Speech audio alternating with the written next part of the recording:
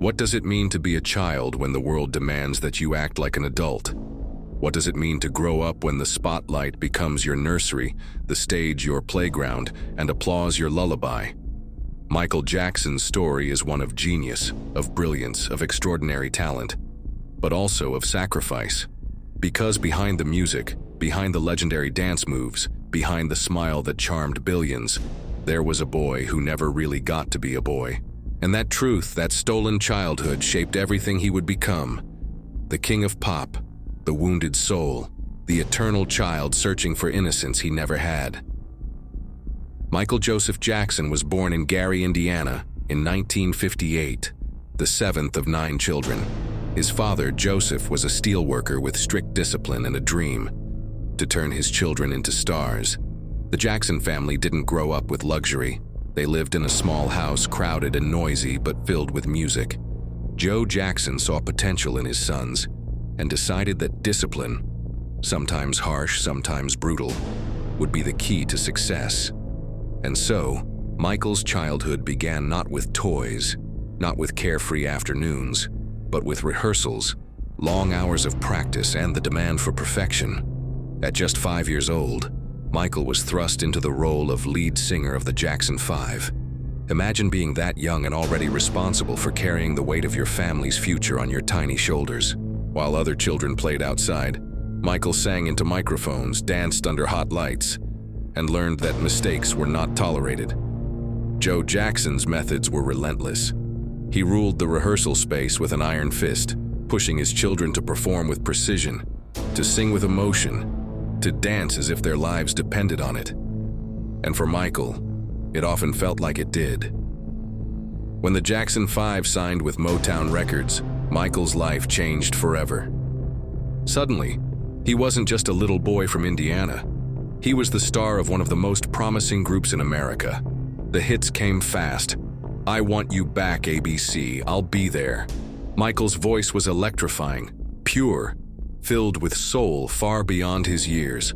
Crowds screamed his name, cameras flashed, magazine covers printed his face. The world fell in love with Michael Jackson, the prodigy.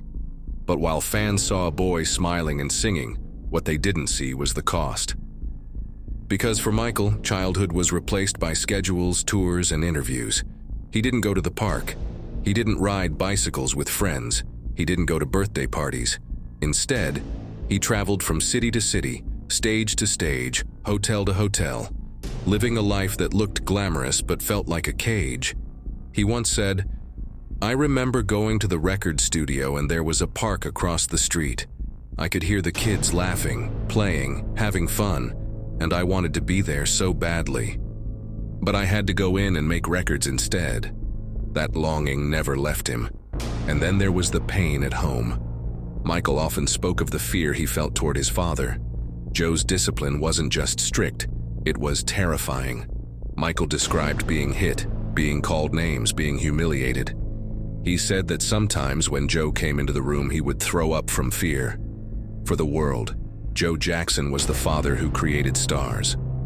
For Michael, he was the man who stole his innocence. That complicated relationship haunted him for the rest of his life. He both loved and resented his father, grateful for the success, scarred by the trauma. But trauma and genius often walk hand in hand. Michael's pain became the fuel for his art, the intensity, the perfection, the obsession with every detail. It all came from those early lessons, those nights of relentless rehearsals. His father had taught him discipline, but at the cost of tenderness. His family gave him music, but at the cost of play. His gift was extraordinary, but it came with chains. As Michael grew older, the gap between the life he lived and the life he wanted widened. He looked back on his childhood not with joy but with sorrow. He often said he never had one. That's why, as an adult, he built Neverland Ranch, a fantasy world filled with rides, animals, and playgrounds. People mocked him for it. They called him strange, eccentric, out of touch with reality. But Michael himself explained it best. Neverland wasn't about children. It was about him. It was the childhood he never had, the innocence he tried to reclaim, the laughter he had once only heard from afar. Michael's obsession with innocence, with magic, with childlike wonder was not an act. It was survival, it was therapy. He surrounded himself with children not because he wanted to be one of them, but because he still was one of them. Deep down, the boy from Gary, Indiana, never grew up.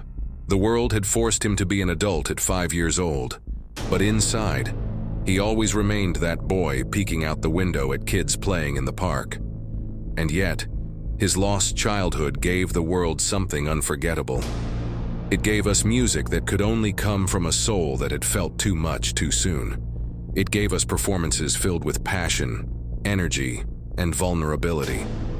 It gave us a man who seemed larger than life but was, at his core, fragile, sensitive, desperate to be loved. Michael's pain was the seed of his art, and that art became his gift to the world. But the cost was immense. Fame, especially when it begins in childhood, is a double-edged sword. For Michael, it was everything he ever wanted, and everything that destroyed him. He once said, "When you're famous, you can't go anywhere, you can't be a kid. You can't do anything without people watching you. It's not a life, it's an existence." His adulthood was haunted by what he never got to experience in childhood. That's why he held on to childlike things, why he filled his life with magic and fantasy, why he seemed so different from other adults. He wasn't pretending, he was compensating. And here's the heartbreaking truth. While the world adored him, while millions screamed his name, Michael often felt alone, surrounded by people, yet lonely, loved by fans, yet craving the love of a simple, normal life. He wanted what most of us take for granted: a carefree childhood, a chance to grow up slowly, to make mistakes without the world watching. But for Michael, that chance was gone before he could even understand what it meant. His story forces us to ask ourselves a difficult question. Is the price of genius worth it? Would we still love Michael Jackson if he hadn't been pushed so hard, so young? Would he have been the same artist if he had played in that park instead of recording songs? Or did the sacrifice of his childhood create the very legend we celebrate today? The answer isn't simple. Michael Jackson was both a victim of circumstance and a product of it. His pain made him who he was, but it also haunted him every day of his life. He gave us brilliance, but it came at the cost of his innocence. And maybe that's why his story touches us so deeply, because in him, we see both the glory and the tragedy of fame. Michael's childhood wasn't just a chapter of his life. It was the foundation of everything that followed. The music, the scandals, the eccentricities, the endless search for love. He never stopped being that little boy, even when he became the biggest star on earth. And perhaps that's why he connected with so many. Because beneath the glove, the moonwalk, the crown, Michael Jackson was still just Michael, a boy who never got to be a boy. So the next time you watch him spin on stage, the next time you hear the opening notes of Billie Jean or Thriller, remember that behind the perfection was a child who paid the price of being a prodigy. Remember that the magic we celebrate came from pain we can barely imagine. And maybe, just maybe, that's why his music feels so alive. Because it carries not just rhythm and melody, but the heartbeat of a boy who gave up everything to give the world everything.